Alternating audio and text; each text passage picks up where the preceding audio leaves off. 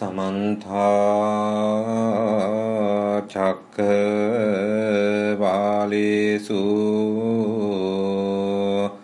अत्रा गच्छन्तु देवता साद्धम्मं मुनिराजस्य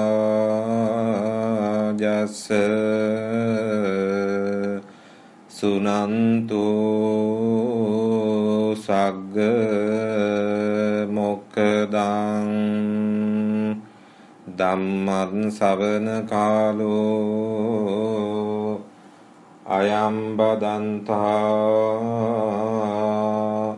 धम्मं सवන कालो अयं बदन्ता ධම්මං සවන කාලෝ අයං බදන්තා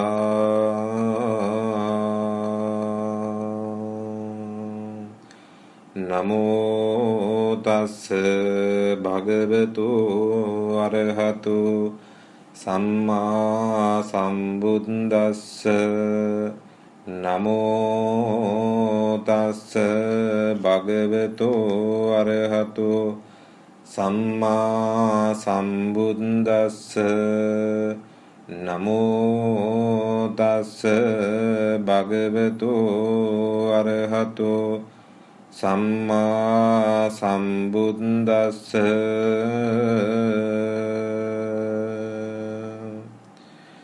කායේන සංවරෝ සාදු සාදු වාචාය සංවරෝ මනසා සංවරෝ සාදු සාදු සම්බන්ධ සංවරෝ සම්බන්ධ සංඋතෝ බික්ඛු සබ්බ දුක්ඛා පමුඤ්චති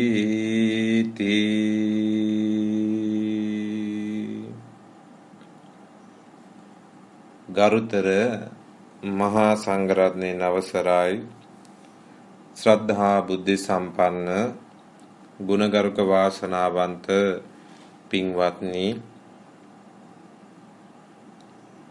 ලන්ඩන් විදර්ශනා භාවනා මධ්‍යස්ථානාධිපති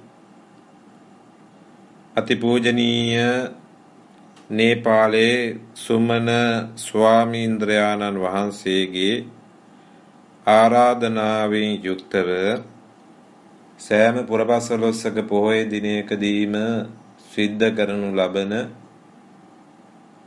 ධර්මානුශාසනාවේ මේ 2026 වර්ෂයේ දෙවෙනි පුරපසළොස්වක පොහොය දිනය වන මේ වසරේ ආරම්භක දිනය වන අද නවන් පුරපසළොස්වක පොහොය දිනය උදා වන්නට යෙදුණා.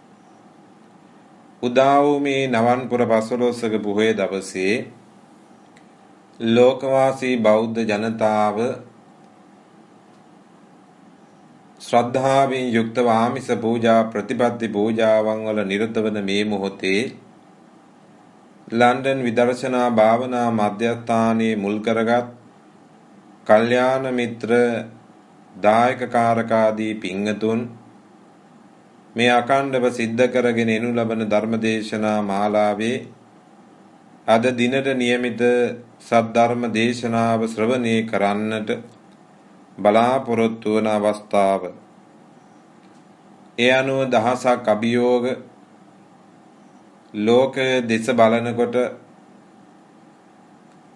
සාමය පිරිහුණු යුදමය තත්වයන් උද්ගත වී තිබෙන මොහොතක නානාවිධ අභියෝග වලට මුහුණ දෙන මේ අවස්ථාවේදී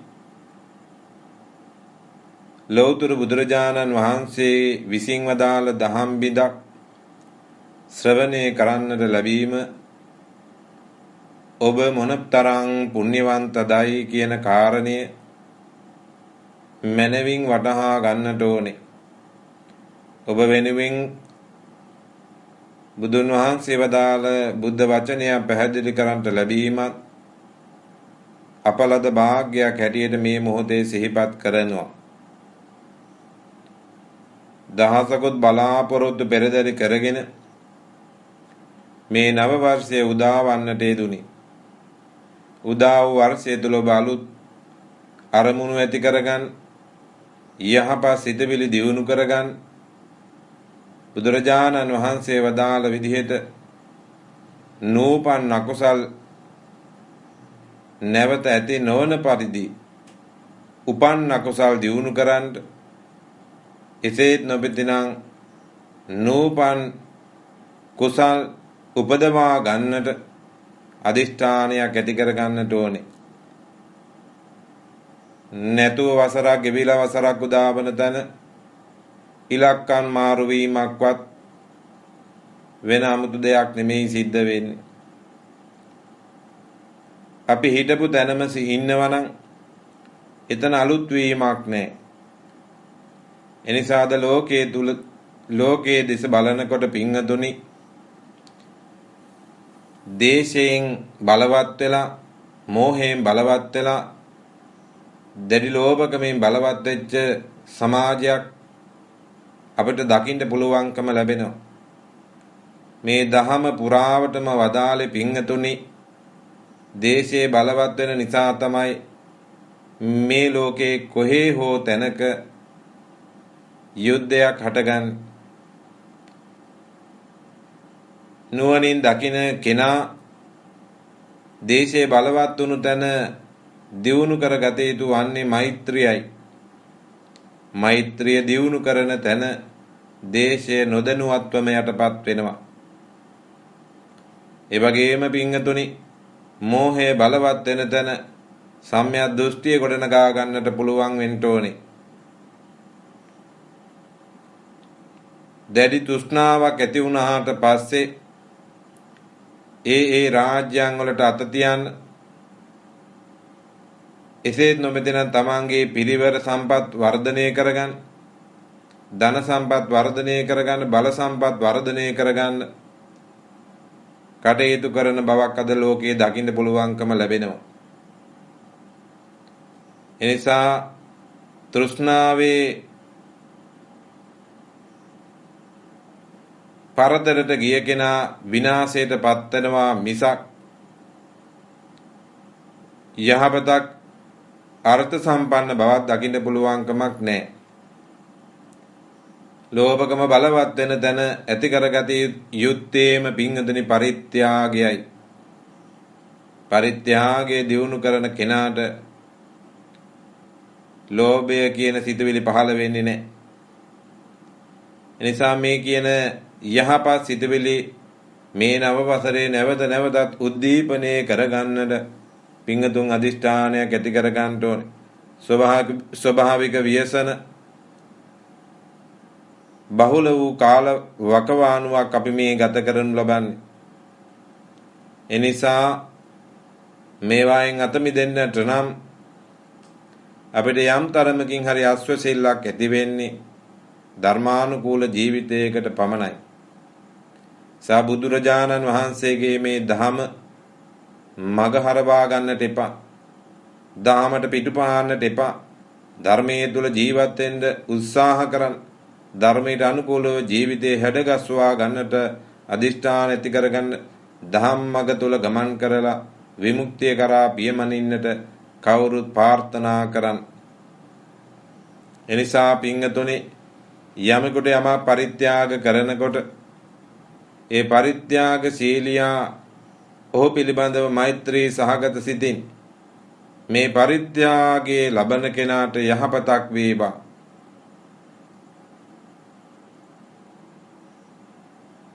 යාචකේ කරමුණු කරගෙන යමක් පරිත්‍යාග කරනවා නම් මේ ආහාර දානය නිසා ඔහු සැපවත් වේවා. ඔහුට යහපතක් වේවා. මහා සංඝරත්නයට ධන පූජා කරනවා නම් මේ මහා සංඝරත්නයට මේ දාණය යහපත පිණිස පවතිවා කියලා. ඒ නුවණින් යුක්තව පින්කම් කරන කෙනාගේ ලක්ෂණයක්. තෘෂ්ණාවෙන් පින්කම් කරන අයත් දකින්න පුළුවන්. මේ දුන් දානේ මට යහපතක් වේවා. මගේ භවගාමී ජීවිතේ, මගේ ආයති භවයේ සුවපත් වේවා කියලා. එහෙම පටු අරමුණු ඇති කරගෙන දන් පින් කරන උදවියට එයින් ලැබෙන ප්‍රතිලාභය බොහෝම අල්පයි. ඊට හේතුව තමයි ඒ තුල තණ්හාවක් තියෙනවා. දැඩි ආසාවක් කැමැත්තක් තියෙනවා. යමක් පරිත්‍යාග කරන්නේම යමක් බලාපොරොත්තු වෙයි. එහෙම විවිධ බලාපොරොත්තු තියාගන්න එපා. ඔබ පරිත්‍යාග කරන්න ඕනේ පරිත්‍යාගය ලබන්නාට යහපතක් වේවා කියන අදහසින්.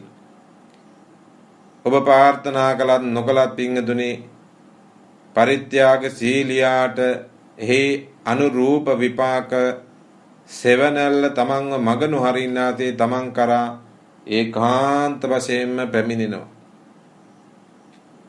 එනිසා පරිත්‍යාග කරන කෙනා නුවණින් කරන්න ඕනේ කියලා බුදුහාමුදුරුවෝ අදාළේ තවත් කාරණයක් තියෙනවා.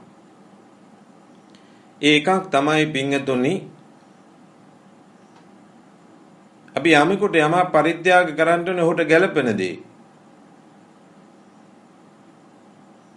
සුනකයෙක් නම් ඒ සුනකයාට ගැළපෙන දේ අපි ආහාරය හැටියට දෙන්න ඕනේ. ලෙඩක් නම් අසනීපයක් නම් ඒ අසනීපයට ගැළපෙන ඖෂධ දෙන්න ඕනේ.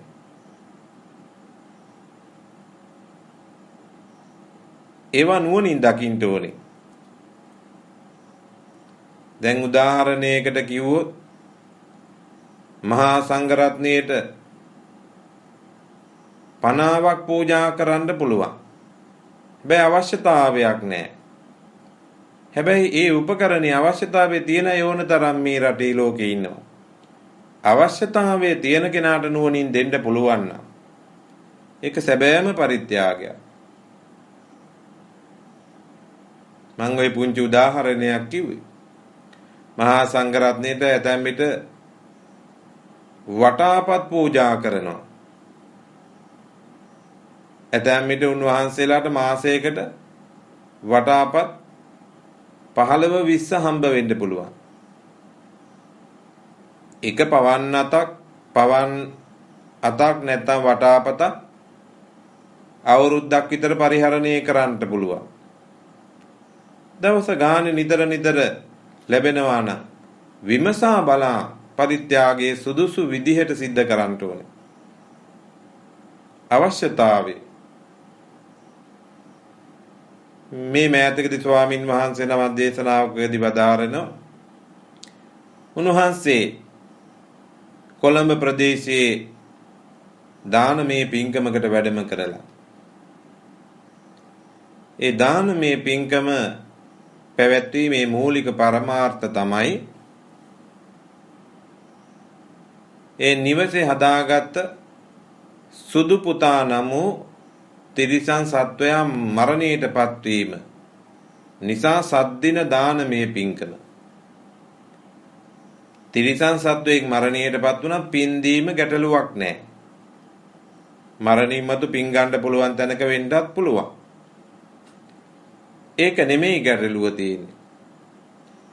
ඒ දානීය පූජා කරන මොහොතේ අපේ ගෙදර හදාගත්ත මේ සුරතල් සුනක අනුභව කරන්න කැමති දේවල් තමයි දානියට පිළියෙල කළේ. මෙවැනි දේවල් මේ රටේ ලෝකෙ සිද්ධ වෙනවා. දන් දෙන්නේ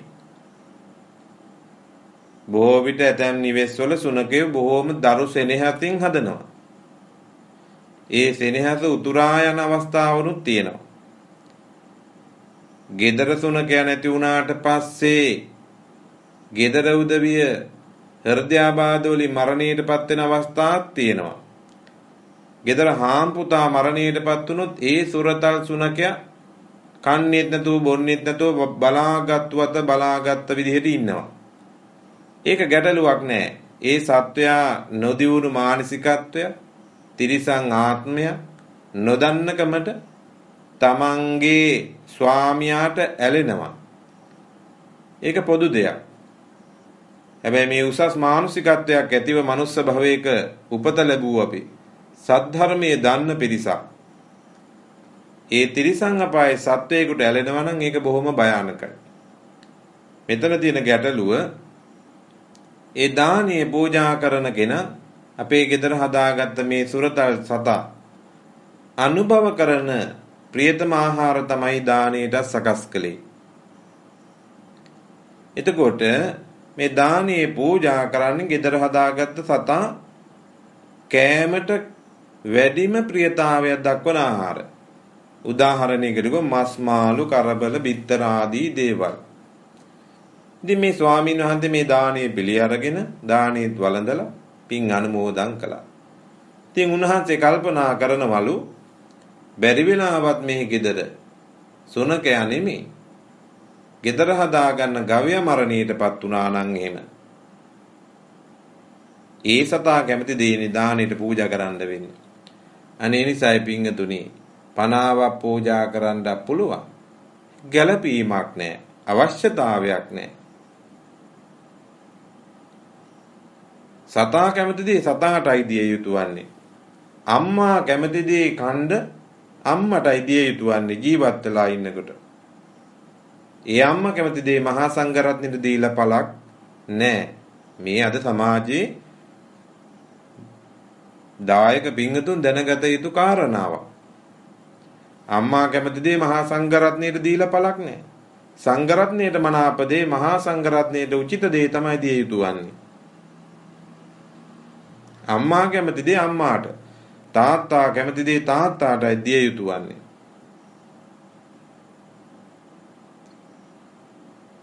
අලියා නැත්නම් හස්ති රාජයා කන දේවල් නෙමෙයි හාවට දෙන්නේ. හාවට ගැලපෙන දේවල් දිය යුතුයි. හාවට මේ තල් කඳන් දීලා පොල්ලතු දීලා පළක් නැහැ. ගැලපෙන දේ.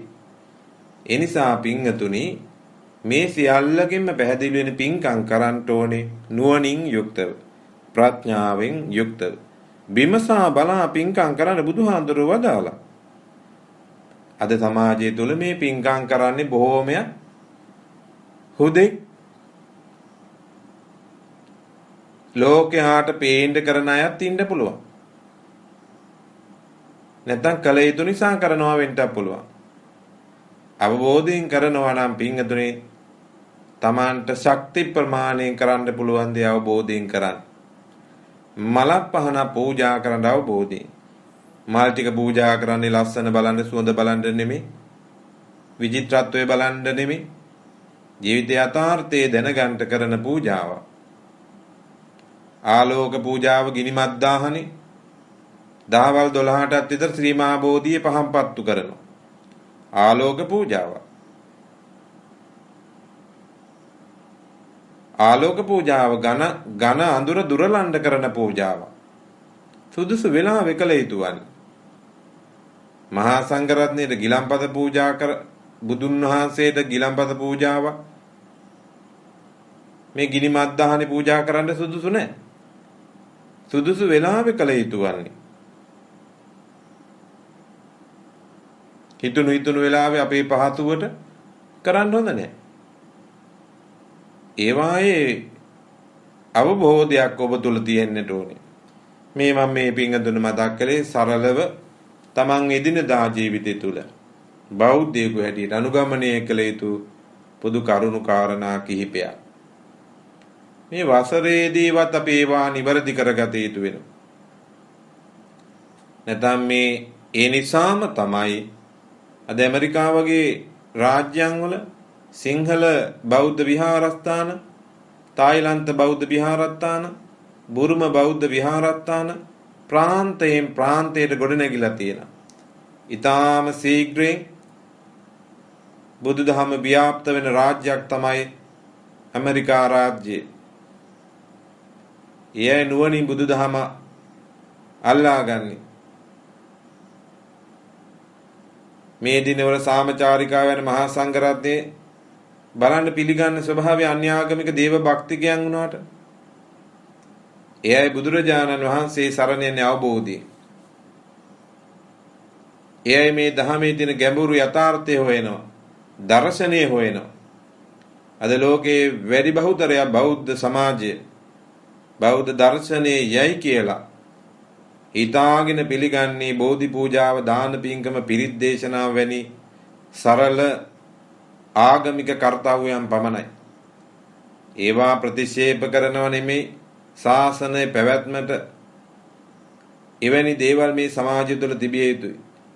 දැනගත යුතු වන්නේ දර්ශනයේ ඒ නොවන බව. එනිසා මම මේ පිංගතුන්ට මේ ධර්ම දේශනාවට පළමුව මේ මතක් කරන්නට යෙදුනේ ධම්ම අවබෝධයක්. මේ අවබෝධය තමන්ගේ ජීවිතයට හොඳට එකතු කරගන්න. මේ කණෙන් අහලා අනික් කණෙන් පිට කරන ස්වභාවය තමයි අපේ බොහෝ විට ධර්ම ශ්‍රවණය තුල දකින්න පුළුවන්කම ලැබෙන්නේ සදැහැති ජනතාවගේ. දැන් මේ දිනවල ජනප්‍රිය ස්වාමින් වහන්සේ නමක් ලක්ෂ සංඛ්‍යාත ජනතාවට ධර්මයේ දේශනා කරනවා. පොර කනවා, වැස්සේ දෙමෙනවා, පැය ගණන් පීඩා විදිමින් ධර්ම දේශනාව ශ්‍රවණය කරනවා. ගැටලුවක් නැහැ. රැල්ලට හරි කමන්නේ ධර්ම ශ්‍රවණය කරන එක හොඳයි කියලාත් කියනවා. මොකද යහපත් දෙයක් නරක දෙයක් නෙමෙයි. හැබැයි පින්තුනේ දේශනාවල් ලක්ෂ සංඛ්‍යාත ජනතාවක් ශ්‍රවණය කරලා ඒ ස්ථානයේ පිටව යන මොහොතේ ඒ රැස් වූ පිරිසකකින් දේශනාවේ කෙලවර විමසුවොත් අද දේශනාවේ ඔබට මාතෘකා කළේ කුමක්ද කියලා. ඔබ හිතන්න ලක්ෂයක් ඉන්න තැනක 95000කට විතර පින්තුනි ඒ මතක නැති වෙන්න පුළුවන්. සැකයක් සංකාවක් තියෙනවා නම් ඒවා විමර්ශනය කරලා බලන්න පුළුවන්. මේ සාමාන්‍ය ප්‍රායෝගිකව අපි අත්දකින්න දේවල්. නිසා මේ අහන බණ ටික දහමට අනුකූලව නුවණින් අහන්න. සිහි කල්පනාවෙන් අහන්න. ඒ දහම ධාරණය කරගෙන දහමේ ජීවත් වෙන්න කටයුතු කරන්න. එනිසා මම ඔබට මාතෘකාවක් හැටියට දේශනා කරන්නට මත්තෙන් මාතෘකාව පැහැදිලි කිරීමට මත්තෙන් පිංගතුනි මේ නවන් පොහොය පිළිබඳව පැහැදිලි කරන්න ඕන කෙටියෙන්. බුදුරජාණන් වහන්සේ බුද්ධත්වයෙන් අනතුරුව උන්වහන්සේගේ ධර්මයේ පළමු ධර්ම අවබෝධය ලබා ගත්තේ අග්‍ර ශ්‍රාවකයන් වහන්සේලා හැම නෙමෙයි. උන්වහන්සේ දෙපස වැඩ හිටපු අග්‍ර ශ්‍රාවකයන් වහන්සේවත් ආනන්ද හාමුදුරුවත් නෙමෙයි. මේ ධර්ම අවබෝධ කරගත්තේ පළමුව කොණ්ඩඤ්ඤ හාමුදුරු රහතන් වහන්සේ. ඒ ධම්සප්පවතුන් සූත්‍රය අහලා සෝවාන් ඵලයට පමණයිපත් උනේ. අනන්ත ලක්ෂණ සූත්‍ර ආදී මගඵල නිවනින් සැරසුණා. මේ පළමු ශ්‍රාවකයන් වහන්සේලා 5 නම තුම්බෑ ජටිලයන් යසකුල පුත්‍රය ඇතුළු මේ පිරිස 60ක්. ඒ තමයි මේ ශාසනයේ පළමු ශ්‍රාවකයන් වහන්සේලා. සරියුත් මුගලන් වහන්සේලායින් පසු පහළ වෙනවා. අස්සජී මහරහතන් වහන්සේගෙන් දහම් ඇසීමෙන් සෝවාන් ඵලයටපත් වෙනවා. සරියුත් මහරහතන් වහන්සේ කෝලිත උපතිස්ස ගිහි නම මුගලන් වහන්සේලා දෙනමගේ. ඉංගනතුරු තමයි මේ පළමුව ගුරුවරයා හැටියට මේ සරියුත් මුගලන් දෙනම වහන්සේ ශාස්ත්‍රෝත්වයෙන් ගුරුවරයා හැටියට කටයුතු කළේ. සංජය ශාස්ත්‍රුන් වහන්සේ ශාස්ත්‍රවරුන්ගෙන් එක්කෙනෙක්. එයින් පළක් නැති නිසා තමයි විමුක්තිය වෙනුවෙන් සොයාගෙන පියමනිනකොට අස්සජී මහරහතන් වහන්සේ හම්බ වෙනවා. ඉතින් උන්වහන්සේලාගෙන් ධර්ම අවබෝධ කරගෙන කාලය ගෙවෑමෙන් මේ දෙනම වහන්සේ මගඵල නිවනින් සැනසුණා. උන්වහන්සේලා දෙනම මගඵල නිවනින් සැනසුණාට පස්සේ මේ පළමු ධර්ම සංගායන සම්බුද්ධ ශාසනය තුළ බුදුහාඳුර ජීවමාන අවදීයේදී පැවැත්වුවා. මේ සංඝ සන්නිපාතය 1250ක් සංඝ රත්නේ රජගහ නුවර වේළුවනාරාමයට එක්කහුව වෙලා මේ සංඝ සම්මේලනය පැවැත්වුවා. මෙන්න මේ සංඝ සම්මේලනය අතිශයින්ම වැදගත්. බුදුරජාණන් වහන්සේ මේ සංඝ සම්මේලනයේදී සුදුස්සාට සුදුසු තනතුරු ප්‍රදානය කළා. ත්‍රිපිටකයේ ඒත දග්ග පාළියේ තුල තනතුරු ප්‍රදානය පිළිබඳව සඳහන් වෙනවා. අර රටක ප්‍රධානියා තමයි ජනාධිපති, ඊට පස්සේ අගමැති, ඊට පස්සේ කතානායක, විපක්ෂ නායක වගේ මේ තනතුරු විහිද පවතිනවා. සම්බුද්ධ ශාසනයේ බුදුරජාණන් වහන්සේගෙන් පසු ප්‍රධාන අග්‍ර ශ්‍රාවකයන් වහන්සේලා සරියුත් මොගලන් දෙනම වහන්සේ අග්‍ර උපස්ථායකයන් වහන්සේ ඔය විදිහට. එතන මෙන්න මේ ශාසනය තුල ප්‍රධානම තනතුරු දෙක ලැබුණේ කාටද? මේ සංඝ සම්මේලනයේදී. තව තනතුරු ලැබුණා උන්වහන්සේලාට.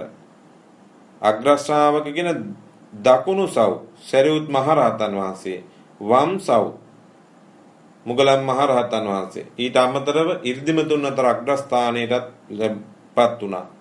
ප්‍රඥාවන්තයින් අතර අග්‍රස්ථානයටත් සරියුත් මහරහතන් වහන්සේපත් වුණා. දැන් පින්වතුනි මේ තනතුරු ප්‍රදානී කරනකොට හොඳට පැහැදිලි වෙනවා මේ තනතුරු ප්‍රදානයේදී සරියුත් මහරහතන් වහන්සේ මුගලන් මහරහතන් වහන්සේ කියන ශාසනයට අලුත් නවක පිරිසක්, නවක දෙනමක්. උන්වහන්සේලා මේ ශාසනේ පැවිදි උපසම්පදාව ලබා ගත්ත පසුව උන්වහන්සේලාට පෙර ආතෝ රහත් ඵලයටපත් වුණු උත්තමයන් වහන්සේලාත් වැඩ හිටියා. දැන් පෘථග්ජන භික්ෂුන් වහන්සේලා කසුකුසුවක් යනවා මේ සංඝ සම්මේලනයේ පැවැත්වෙන මොහොතේ. බුදුහාමුදුරුවෝ මේ තනතුරු දෙන්නේ එක එක්කෙනාගේ මූණ බලලා. මූණ බලලා තමයි තනතුරු දෙන්නේ හිතවත්කම් මත. අන්න බලන්න එදත් එහෙම කියන අය හිටියා. අදත් එහෙම කියන අය හිටියා. ඊට පස්සේ ආනන්ද හාමුදුරුවෝ බුදුහාමුදුරුවෝ එහෙම උන්වහන්සේලාගේ ගුණ වර්ණනා කළා මේ සරියුත් මොගලන් දෙනම වහන්සේගේ. බුදුරජාණන් වහන්සේ මේ විචිකිච්ඡාව මේ සැකය දුරු කරන්නට ඒ සංඝ සම්මේලන මැද්දේ සරියුත් මොගලන් දෙනම වහන්සේ මේ අද ඊයේ නෙමෙයි සංසාරයේ පුරාවටම මතු බුදු වෙන බුදු කෙනෙකු අභියස ඒකාන්ත වශයෙන්ම වම් සව් දකුණු සව් වෙනවා කියලා අදිෂ්ඨාන කළා, පාරමිතා සම්පූර්ණ කළා. එහි ප්‍රතිඵලයක් හැටියට තමයි ගෞතම බුද්ධ ශාසනේ අග්‍ර ශ්‍රාවක තනතුරු ලැබුණේ. නැතුව මූණ බලලා දීපු තනතුරක් නෙමෙයි. සුදුසාට සුදුසු තනතුර. ලාභීන් අතර ඕන තරම් ලාභී මහරහතන් වහන්සේලා හිටියත් සීවලී මහරහතන් වහන්සේ තරම් ලැබුණු කෙනෙක් නෑ. බුදුරජාණන් වහන්සේගේ ශාසනයේ නිරෝගිමත් භික්ෂුන් වහන්සේලා හිටියා.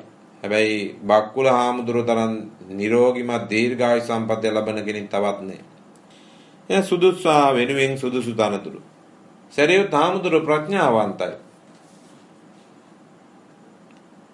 තවත් ප්‍රඥාවන්තය ශාසනයේ වැඩි හිටිය රහතන් වහන්සේලා කියන්නේ ප්‍රඥාවන්ත උත්තමයන් වහන්සේලා. හැබැයි බුදුරජාණන් වහන්සේගේ ප්‍රඥාවට දෙවෙනි වෙනි සරියුත් හාමුදුරුවෝ පමණයි. සුදුසාට පමණයි දුන්නේ. 이르දිමත් රහතන් වහන්සේලා හිටියා. හැබැයි මුගලන් මහ රහතන් වහන්සේ තරම් 이르දිමත් උත්තමයන් වහන්සේලාම තවත් ශාසනයේ නෑ.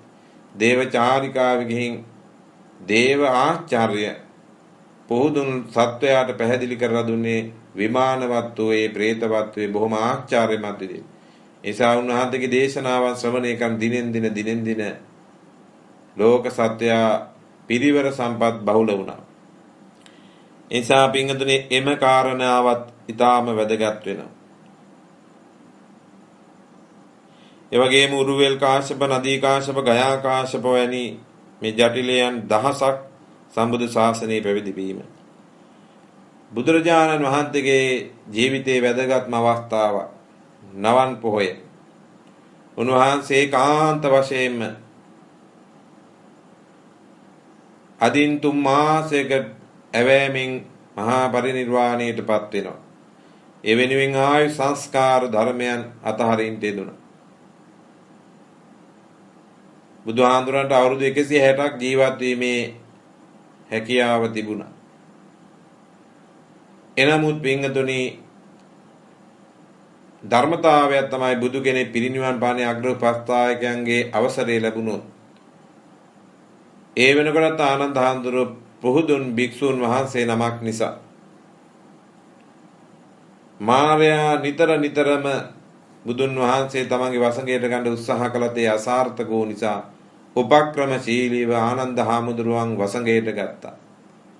මාර්යාගේ වසඟයට හසු වී සිටින මොහොතේ තමයි ආනන්දය පිරිනිවන් පාන්න අවසර දෙන්න කියලා. එදා අවසර ලබා දුන්නා. ඒ පිළිබඳව සංවේගයටපත් ආනන්ද හාමුදුරුව පිරිනිවන් පාන මොහොතේ දොර මුල්ලට වෙලා ඉකිගසමින් හඬා වැළපුණු බව සඳහන් වෙනවා. ඔන්න ඔය කාරණේ ආයු සංස්කාර ධර්මයන් අතහැරීම.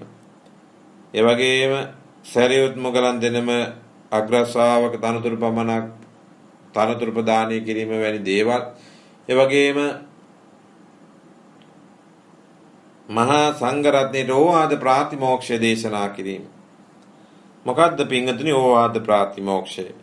මේ බුද්ධ ශාසනය ආරම්භ වුණේ කොණ්ඩඤ්ඤ මහරහතන් වහන්සේගෙන්. එතෙන් පටන් මේ ශාසනයට ඇතුළත් වූ සියලු නික්ලේශී උත්තමයන් වහන්සේලා සෝවාන්, සකදාගාමි, අනාගාමි, අරිහත් කියන සතර මඟ සතර ඵල ලැබූ උත්තමයන් වහන්සේලා මේ ශාසනය අතුරු සිදුරු නැතුව පහළ වුණු මොහොතේ අවුරුදු 20ක් යන තුරාවටම මේ ශාසනයේ එකදු විනය නීතියක්වත් පනවන්නේ නැතිව මේ ශාසනයේ හික්මීම පදනම් කරගෙන හික්මීමෙන් යුක්තව මේ ශාසනය පාලනය කළ කුසල කර්ම මත පදනම් වෙලා. ඒ නිසා ඕවාද ප්‍රාතිමෝක්ෂය දේශනා කළේ අදවන් දවසක. ඕවාද ප්‍රාතිමෝක්ෂ දේශනාවේ මේ ශාසනය අවුරුදු 20ක් පාලනය කළා. එකම විනය නීතියක්වත් පනවන්නේ නැතුව. එදා වැඩ හිටපු සංඝ රත්නයේ මොනතරම් අවබෝධයක් මේ බුද්ධ වචනය පිළිබඳව පැවතුනාද කියන එකට ඒක හොඳම උදාහරණයක්. මොකද්ද ඕවාද ප්‍රාතිමෝක්ෂ දේශනාව?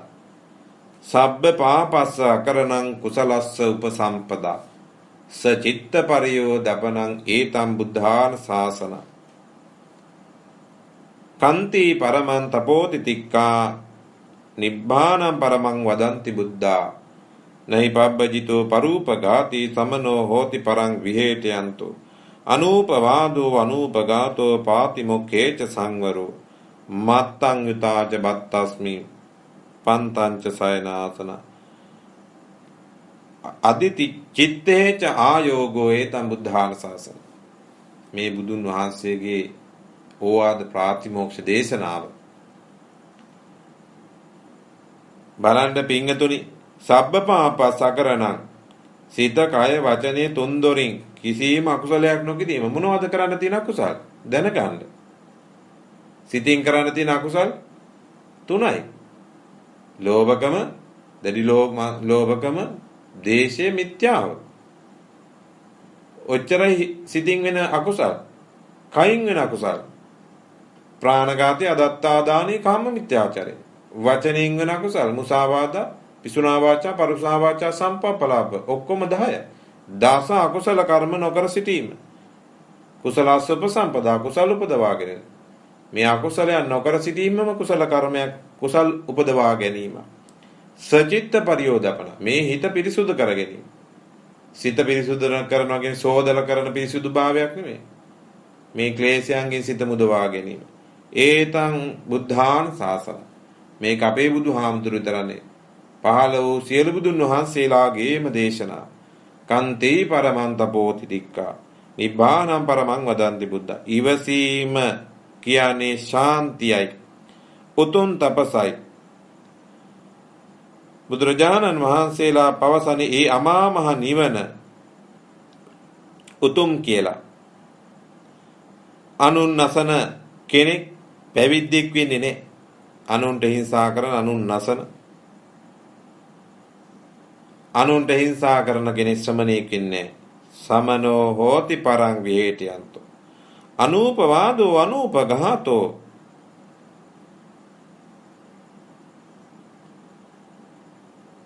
පාතිමොක්ඛේච සංවරෝ. කාටවත් නිନ୍ଦා පහස කරන්නට හොඳ නැහැ. කාගේවත් ජීවිතයක් උදුරා ගන්නට හානි පමුණවන්න හොඳ නැහැ.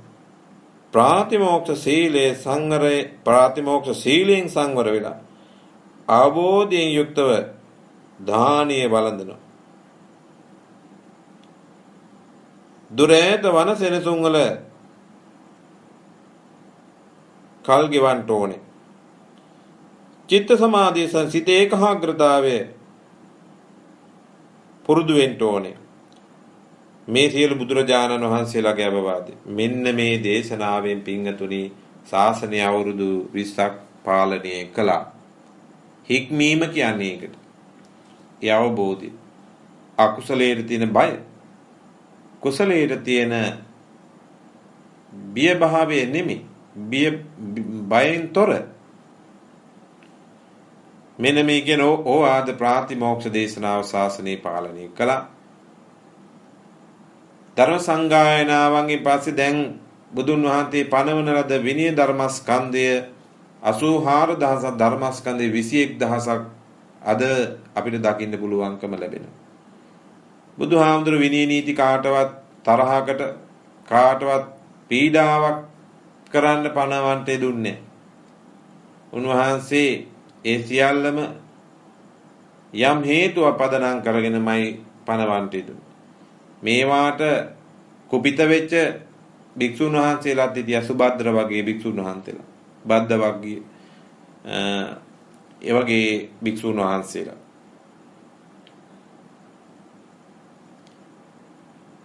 උන්වහන්සේලා විශේෂයෙන් සුභද්‍ර භික්ෂුව බුදුහාමුදුරුවෝ පිරිනිවන් පෑවට පස්සේ මහා ශ්‍රමණයාගෙන් නික්මුණා. ඔය නීති වලට යටත් වෙලා ඉන්න දැන් ඕනේ නෑ කියලා බරපතල ප්‍රකාශයක් කළා. මෙන්න මේ ප්‍රකාශයම තමයි පින්වතුනි ධර්ම සංගායනාවකට තුඩු දුන්නේ. පළමු ධර්ම සංගායනාව බුදුහාමුදුරුවෝ පිරිනිවන් පාලා 3 මාසයක් ගිය තැන සප්තපරිනිග්‍රහද්වාරයේදී පවත්වන මාර්ගය උදා වුණේ ඒ ප්‍රකාශයමයි. ඒ නිසා මම මේ කරුණු කාරණා මතක් කළේ මොනවද? අද නවන් පුරපසළොස්වක පොහොය දිනේ නිසා මම ධම්මපදේන ගාථාවක් මේ අත්තන්ට මාතෘකාවක් හැටියට ඉදිරිපත් කළා. ධම්මපදේ කියන්නේ මම හැමදාම මතක් කරන බෞද්ධයාගේ අත්පොත. නිතරම අතේ තියාගත යුතු පරිශීලනයේ. අතේ නෙමෙයි නිදාගන්න ඇඳේ කොට්ටේ උඩ තියාගත්තත් පළක් නෑ. ඒවා පරිහරණය කරන්නේ නැත්තම් වටහා ගන්නේ නැත්තම්. බෞද්ධයා නිතර පරිශීලනය කළ යුතු ග්‍රන්ථයේ ධම්මපදය. ගාථා 423ක් වග්ග 26ක් අන්තර්ගත මේ ධම්මපදේන ගාථාවක්. ධම්මපදේ භික්ෂු වර්ගයේ මේ එන ගාථාවක් තමයි දේශනා කරන්න තිබුණේ. මේ ගාථාව දේශනා කළේ බුදුහාමුදුරු ධම්සභා මණ්ඩපයේ වැඩම කරනකොට භික්ෂුන් වහන්සේලා 5 නමක්. විවිධ අල්ලාප සල්ලාපේ නිරත වෙමින් හිටියා. එදා බුදුන් වහන්සේ මායින්ට පෙර කිනම් කතාවකද නිරත වෙලා හිටියේ කියලා අහනකොට මේ කතා පුවත් ප්‍රකාශ කරනවා. එදා බුදුරජාණන් වහන්සේ භික්ෂුවකට මහණෙනි කියලා ආමන්ත්‍රණය කළා. පින්වතුනි මේක සමස්ත සිව්වන පිරිසටම ලබා දෙන අවවාදයක් කියන බව අමතක කරන්ට එපා. නැත්නම් හිතයි හාමුදුරුවන්ට විතරමයි කිව්වේ කියලා නෑ. පව්පින් හාමුදුරුවන්ට කියලා නෑ. ගිහියාට පැවිද්දාට ස්ත්‍රීට පුරුෂ ඔය හැම කෙනෙකුටම එක හා සමානව බලපවතිනවා. ඒ නිසා මොකද්ද මේ දේශනාව? භික්ෂු වර්ගයේ කායේන සංවරෝ සාදු සාදු වාචාය සංවරෝ මනසා සංවරෝ සාදු සාදු සබ්බත්ත සංවරෝ සබ්බත්ත සංගුතෝ භික්ඛෝ සබ්බ දුක්ඛා පමුංචති තී. මහණෙනි යමි කය සංවර කර ගැනීම කොයි තරම්නම් හොඳ දෙයක්ද? තමන්ගේ කය තමන්ට අයිති කියලා හිතාගෙන ඉන්නවනේ. තමන්ට මේ කය ශරීරය තමන්ට අයිතියක් තියෙනවනම් ඇයි මේ තරම්ම මේ ශරීරයේ ලෙඩ දෙන්නේ? අබල දුබල වෙන්නේ, අපවිත්‍ර වෙන්නේ, විනාශ වෙන්නේ, කැඩෙන්නේ, බිඳෙන්නේ. තමන්ටවත් අයිතියක් නැහැ. එනමුත් පින්වතුනි බුදුහාමුදුරුවෝ දානවා తాවකාලිකව හරි මේ පංචස්කන්ධේ වගකීම තමන්ට පැවරුණාට පස්සේ උපන් මොහොතේ සිට මරණය දක්වා තමයි මේ తాවකාලික අයිතියක් තියෙන්නේ. ඒ කාලය තුල කය සංවර කරගන්න පුළුවන් නම් කොයිතරම් හොඳද කියලා බුදුහාමුදුරුවෝ දාරනවා. කයෙන් අපිට සංවර වෙන්න තියෙන ප්‍රාණඝාතය දන්නවනේ. පණ තියෙන බව දැනගෙන කවර හෝ සතේ අලියෙද්ද කූඹියෙද්ද කියලා නෑ. පණ තියෙන බව දන්නවනම් එවැනි ඝාතනයෙන් ඉවත් වීම පානාති පාතා වේරමණි. අදින්නා දාන තමන්ට අයිතියක් නැති බව හැඟවෙනවනම් ඇයි අන්තතු දේවල් ගන්නෙ? ඒ වටිනවා වෙන්නත් පුළුවන්, නොවටිනවා වෙන්නත් පුළුවන්. අපිට වටින දේ තව කෙනෙකුට නොවටින්න පුළුවන්. බුදුරජාණන් වහන්සේ ඊට පස්සේ වදාහරනවා පින්තුනි කාම මිත්‍යාචාරය කයින්ගනි අවසාන කරද්ද. අද සමාජයේ මේවා බහුලව තියෙන වැරදි. තමාන්ගේ ස්වාමියා ඉද්දි අන් ස්වාමියෙක් පිළිබඳව අනන්ත අප්‍රමාණ සිතුවිලි පහළ වෙන අයින්ට පුළුවන්. ක්‍රියාවට නම් වෙනවා. ඒකේ අනිත් පැත්තත් එහෙම තමයි. බිරින්දත් එහෙම අවස්ථාව වෙන්න පුළුවන්. කොයි ආකාරයෙන් බැලුවා මේක වරදවා කරනවා නම් බිරිඳ හැර අන් බිරිඳා ස්වාමිය හැර අන් ස්වාමියෙක් ඒක තමයි වරදක් බවට පත් වෙන්නේ. ඒ තුල මේ අකුසලයේ කායික අසංවරය ඒකට කියනවා කායික අසංවරය නිර්මාණය වෙනවා. ඒ කායික අසංවර භාවය බුදුරජාණන් වහන්සේ වදාරනවා. ඊටත් බුදුරජාණන් වහන්සේ වදාරනවා මේ කාය සංවර කරගන්න පුළුවන් නම් කොයි තරම් හොඳ යහපත් දෙයක්ද කියලා බුදුරජාණන් වහන්සේ වදාරනවා. සාදු වාචාය සංවර මේ වචනේ යමෙකුට සංවර කරගන්න පුළුවන් නම් වචනේ කියන්නේ මම මතක් කරනවානේ. තව කෙනෙකුගේ හද කම්පා කරන්න පුළුවන්. තව කෙනෙකුගේ හද සෙසිල් කරන්න පුළුවන් වචනය. දෙපැත්ත මුවහත් වූ දෙපැත්ත කැපෙන ආයුධයක් වගේ වචනය. බොහොම පරිස්සමෙන් භාවිතා කරන්න ඕනේ. වචනය සංවර කර ගැනීම කොයි තරම්නම් හොඳ දෙයක්ද යහපත් දෙයක්ද. මොනවද වචනෙන් අපිට සංවර වෙන්න තියෙන්නේ? 4යි. මුසාව බොරුව. මුසාව කියලා කියන්නේ බොරු කියන එක. පිසුනා වාචා කේලම් කියන එක. පරුසා වාචා පරුස වචන කියන එක. සම්පප්පලාප කාටවත් Tamanටවත් වැඩක් නැති. ඔබ අප වගේ බොහෝ විට ඇතැම් විට බහුලව භාවිතා කරන වචන තමයි සම්පප්පලාප කාටවත් වැඩක් නැති වචන. එවැනි වාචසික අකුසලයෙන් තොර වෙන්න කියලා බුදුරජාණන් වහන්සේ වදාළා. එහෙම වෙන කෙනා ඒකාන්ත වශයෙන්ම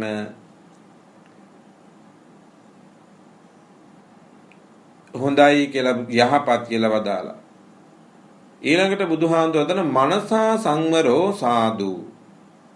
සිත සංවර කරගැනීම තරම් සිත සංවර කරගන්න පුළුවන් නම් කොයි තරම්නම් වටිනවද කියලා උන්වහන්සේ වදාරනවා.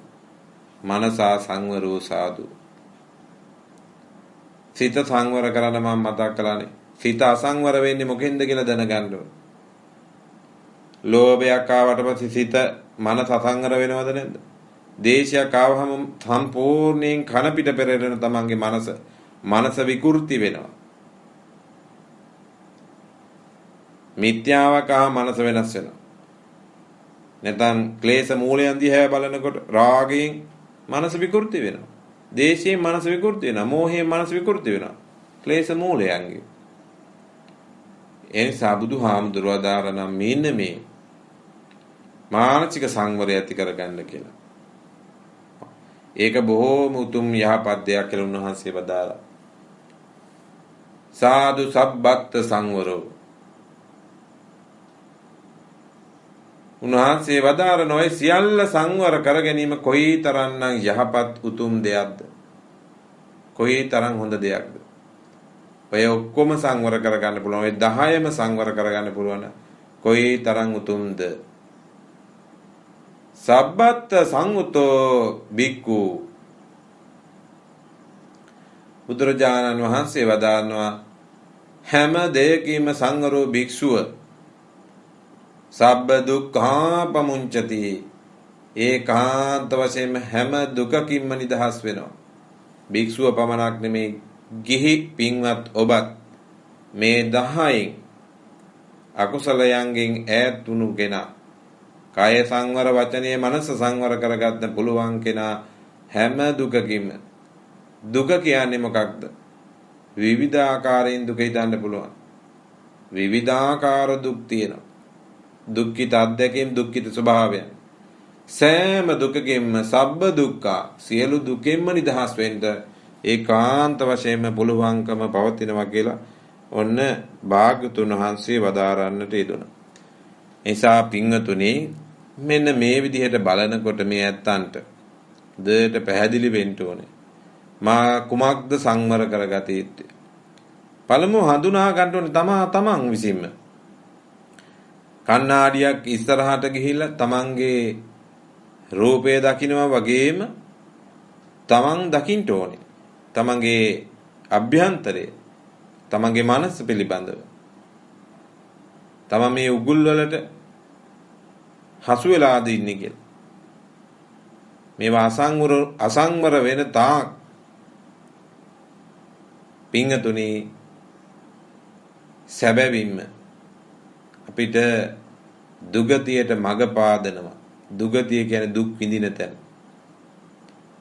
අපේ මේ දායක නිවසක පන්සලට බොහෝම ලැබි මොන පින්කම තිබුණත් සුදු නිතරම සුදු වස්ත්‍රයෙන් කිසිදාක විවිධ වර්ණයන්ගෙන් සැරසිලා පන්සල් එන්නේ නෑ මේ කියන උපාසකම්ම.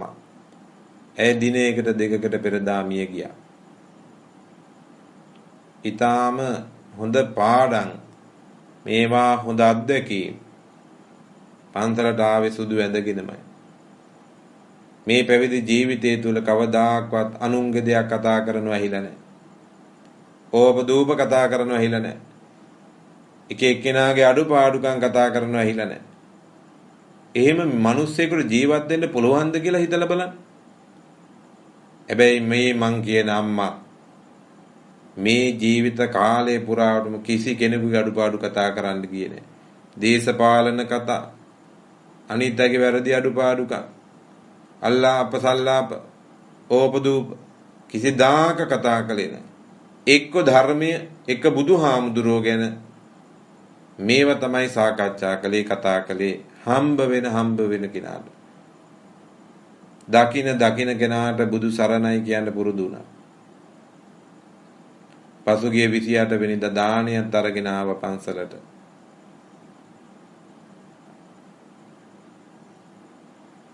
විසියට වෙනිදා දානි ගෙනල්ලා පූජා කරලා පින් අනුමෝදන් කරලා වත් පිළිවෙත් කරලා නිවසට ගියා.